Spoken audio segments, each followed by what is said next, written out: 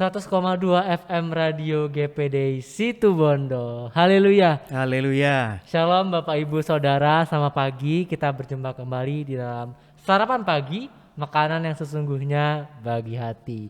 Ya, telah hadir di studio salah satu jemaat GPD Situ Bondo yang juga nih salah satu YouTuber GPD Situ Bondo ya. Siapa lagi kalau bukan Ko Ali. Selamat pagi Ko Ali. Pagi Dimas, terima kasih. Ya, selama beberapa menit ke depan kita akan sama-sama nih menerima berkat firman Tuhan yang luar biasa yang akan dibagikan oleh Ko Ali. Jadi sama-sama kita siapkan hati, pikiran dan juga catatan kita untuk kita sama-sama juga menerima firman Tuhan yang luar biasa pagi hari ini. Silakan Ko Ali. Terima kasih buat waktu dan kesempatannya Dimas. Pagi ini sebenarnya aku bukan mau menyampaikan hal yang satu arah, tapi lebih ke mengajak kita semua untuk sama-sama merenung, sama-sama berpikir, karena aku mendapatkan berkat ini ketika kemarin ada rapat di suatu kepengurusan yang aku ikuti. Jadi ada teman-teman pengurus, kita sebut saja si A dan si B, sedang mereka berdua ini ketika kita rapat, tiba-tiba mereka berdua ini berdiskusi sendiri. Jadi ada suatu topik memang yang akhirnya menjurus ke diskusi yang lebih bisa dibilang cekcok, tapi juga bukan cekcok karena adanya perbedaan pendapat antara si A dan si B ini. Nah, di situ aku mendapatkan berkat juga dari pembicaraan mereka, dari diskusi mereka, dari tanya jawab mereka. Iya. Karena perbedaan pendapat ini aku mendapatkan berkat jadi ikut berpikir. Ketika aku mendengarkan mereka berbicara, aku jadi ikut berpikir. Sebenarnya kekristenan ini hal yang bisa dibilang hal yang gak mudah juga kalau aku pikirkan. Kita menyebut diri orang Kristen, berarti orang Kristen itu pengikut Kristus, pengikut Kristus Yesus. Ketika dihadapkan sama mengikut Yesus itu, apakah kita sebenarnya benar-benar mengikut Yesus atau mengikuti kemauan kita yang dalam tanda kutip terkesan baik? Beberapa waktu yang lalu, kalau aku kaitkan juga sama khotbahnya Bu Wene, ketika itu Bu Wene berkata, di Kejadian Allah berfirman, Allah menciptakan cakrawala untuk memisahkan air dari air. Jadi ada hal-hal yang kita pandang baik, tapi sebenarnya itu belum tentu hal itu tepat buat kita. Di situ kan juga disebutkan contohnya ketika Daud, dia punya tujuan yang baik, mau bangun bait suci. Kalau hikmat kita pada umumnya, pengetahuan manusia pada umumnya itu hal yang baik. Siapa sih yang nggak tahu itu hal yang baik, begitu kan? Kita mau membantu orang, kita mau membangun bait suci, mungkin di zaman sekarang kita mau membangun gedung gereja, itu hal yang baik. Semua orang pengetahuan umum pasti tahu hal ini hal yang baik. Iya. Gak perlu ruwet berpikir ini hal yang baik. Secara umumnya seperti itu. Tapi ketika itu Tuhan katakan kepada Daud, "Ndak, ini bukan jatahmu." Berarti sebenarnya kan ada hal-hal yang aku berpikir, sebenarnya ada hal-hal yang kita betul-betul harus tahu maunya Tuhan itu seperti apa. Meskipun kelihatannya ketika kita berpikir, kelihatannya itu hal yang baik.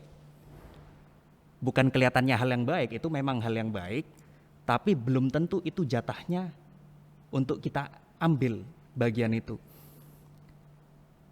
Makanya di awal di kitab Kejadian yang saya pelajari, kenapa Tuhan tidak mau manusia mengambil buah pengetahuan yang baik dan yang jahat itu, karena Tuhan tahu dengan hikmat kita, dengan pengetahuan kita, dengan apa yang kita pikirkan itu masih belum bisa benar-benar menimbang yang betul-betul baik dan yang kelihatannya itu baik.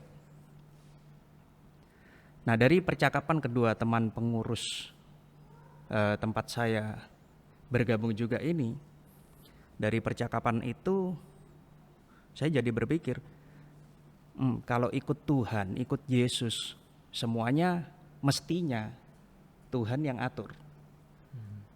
Kalau namanya kita orang Kristen, ikut Yesus mestinya semua yang atur.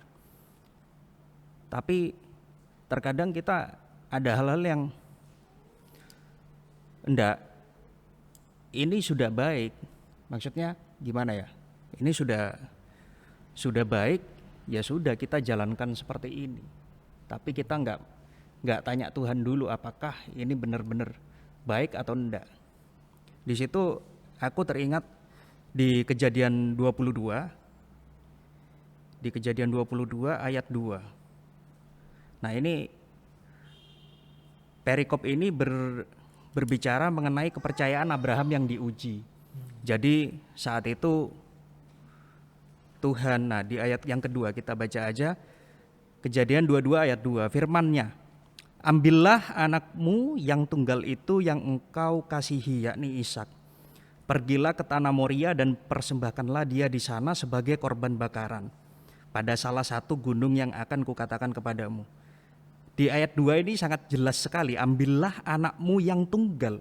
Berarti Ishak gak ada kasarannya, gak ada serep lagi. Anaknya dia cuma satu. Iya. Kalau hikmat manusia kita pikir ini perbuatan yang baik apa nggak baik sebenarnya. Kalau menurutmu sendiri gimana? Membunuh orang loh, apalagi membunuh anak sendiri. Nggak baik sih. Nggak baik kan? Iya. Kita mikir ini bukan hal yang baik kalau menurut pemikiran kita. Tapi kita nggak tahu apa yang ada di pikiran Allah kan. Kita nggak tahu apa yang ada di pikiran Tuhan. Dan saya juga yakin ketika Abraham ada di posisi itu ya, mungkin juga sempat ada ragunya, sempat ada bertanya-tanya, oh kok gini Tuhan, ini anak aku cuman punya ada satu, gimana masa mau aku korbankan. Mungkin juga dia ada galaunya seperti apa. Tapi yang saya yakini Abraham terus cari konfirmasi, apa betul ini Tuhan suruh seperti ini. Sehingga di ujung-ujungnya dia akan bilang sama Ishak. Ketika Ishak tanya sama Abraham, "Pak, ini mana kok semua sudah ada, kayu sudah lengkap semua, tapi kok masih belum ada dombanya?" Sampai di akhirnya kan Abraham bisa berkata, "Enggak, nanti Tuhan pasti sediakan." Jadi di sini yang saya pelajari, yang saya dapatkan dari percakapan kedua rekan saya di suatu kepengurusan ini, kita sebagai orang Kristen itu benar-benar apa ya, dituntut untuk cari tahu apa yang jadi maunya Tuhan, bukan cuman ini hal yang baik, ini hal yang tidak baik, bukan cuma sebatas itu, tapi kita betul-betul tahu ini loh Tuhan maunya kerjakan seperti ini. Meskipun kelihatannya saat ini kalau kita kelihatannya kalau kita mengambil langkah yang Tuhan mau itu kayaknya akan hancur, akan berat. Tapi di akhirnya kita seharusnya yakin kalau ini memang yang Tuhan suruh, meskipun ini berat, ini menyakitkan, ini kelihatannya akan hancur, tapi pada akhirnya Tuhan akan memberikan kemenangan. Tuhan akan bangkitkan kembali. Untuk contoh spesifiknya saya nggak bisa cerita karena hal intern di kepengurusan ini, yaitu kalau hal yang sehari-hari belum saya dapatkan sih contoh spesifiknya. Tapi yang mau saya ajak buat Bapak Ibu Saudara pendengar di rumah Jemaat GPD Situbondo, ayo kita cari maunya Tuhan itu seperti apa. Yang kelihatannya baik, belum tentu Tuhan suruh kita ambil bagian itu. Belum tentu Tuhan suruh kita untuk melakukan itu. Tapi kita betul-betul tanya, apa sih yang menjadi maunya Tuhan dalam hidup kita, seperti itu. Ya kok, wah ini sungguh membuat saya berpikir dan berefleksi lagi ya kok. Kalau selama ini mungkin hidup kita itu selalu berdasarkan pada kebijaksanaan dari kita sendiri. Ya, Tapi kita justru belum berpikir bahwa apakah itu juga kehendak Tuhan atau bukan Ah. gitu. Nah jadi ini sih yang juga mungkin saya tambahkan ya kalau untuk Iya. ayat Alkitab. Sebab rancanganku bukan rancanganmu dan jalanmu bukanlah jalanku.